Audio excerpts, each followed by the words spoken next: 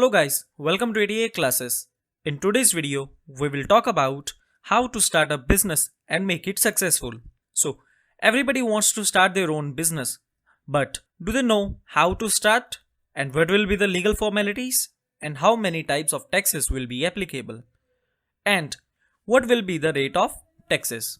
So in this video, we will talk about how can you start a business and all the aspects related to the business commencement and all the taxes and necessary documents that you need to start the business. So let's get started with the video.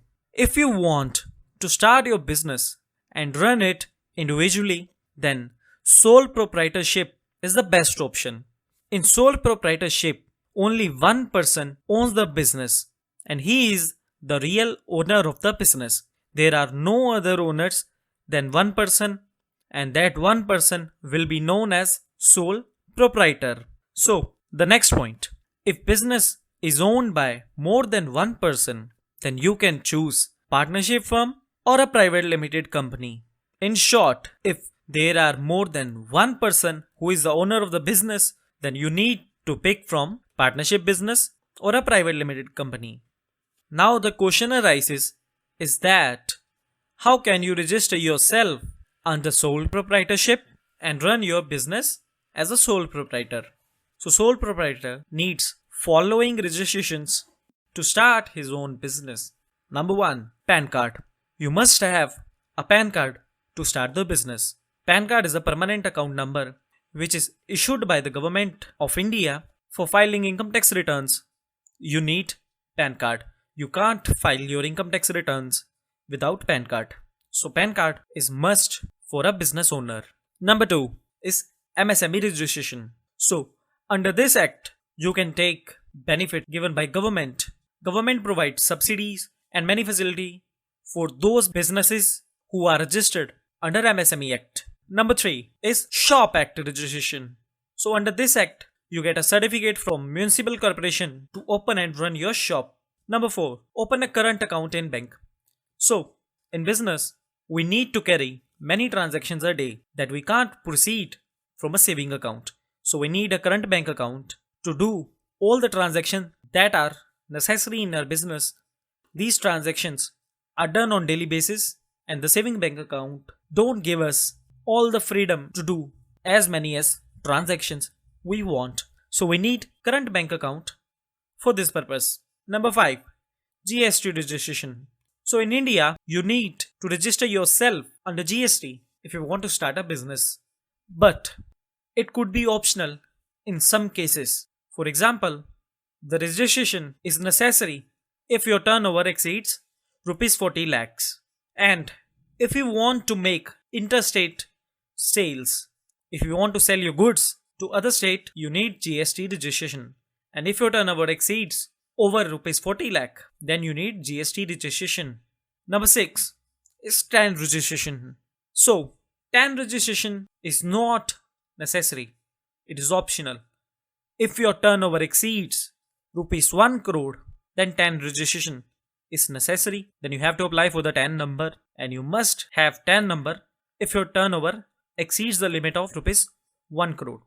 Number 7, PF and ESI registration. If you have more than 20 employees in your organization, then you must register yourself under PF and ESI. We talked about what are the necessary registration that a sole proprietor need to start his business. Now we will discuss about partnership firm. The first thing that is necessary in partnership firm is all partners must have PAN card. Second thing, partnership deed. Partnership deed is the main and basic document of the partnership in which all the term and conditions of partnership and partner sharing ratio is mentioned. If there is any salary that is to be paid out to any partner, it needs to be mentioned on the partnership deed. Number 3, MSME registration. So we discussed about MSME registration before. The 4th point, that is Shop Act registration. 5th point is open a current account. 6th point, GST registration. Same rules, acts are applicable as we discussed in sole proprietorship. TAN registration, PFESI, for private limited companies. Firstly, frame Memorandum of Association and Article of Association, MOA and AOA, and register the company under the Companies Act.